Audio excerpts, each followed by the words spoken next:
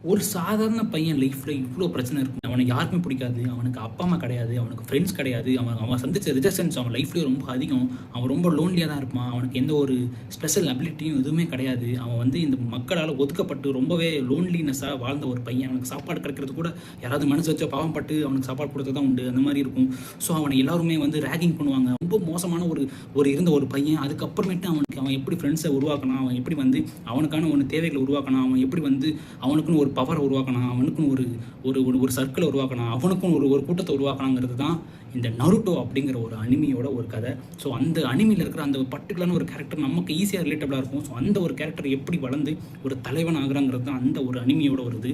so 2K kids gen Z kids தயவு செஞ்சு இந்த டீமன் ஸ்லேயரு இந்த ஜுஜுட்சு கைசன்ங்கிற மாதிரியான ஒரு அனிமிலாம் பார்த்துட்டு போய் எடுத்து ஒரே அப்படிங்கிற மாதிரி சொருவிட்டு அடிச்சுட்டு குத்திட்டு அப்படின்னு டேரெக்டாக ஃபைட்டுன்னு இல்லாமல் ஸோ ஒரு அனிமி பார்த்தா அந்த அனிமியோட கேரக்டர் நம்மளோட சேர்ந்து நம்ம லைஃப்க்கு ஏதாவது ஒன்று பண்ணணும்னா நருட்டோ போய்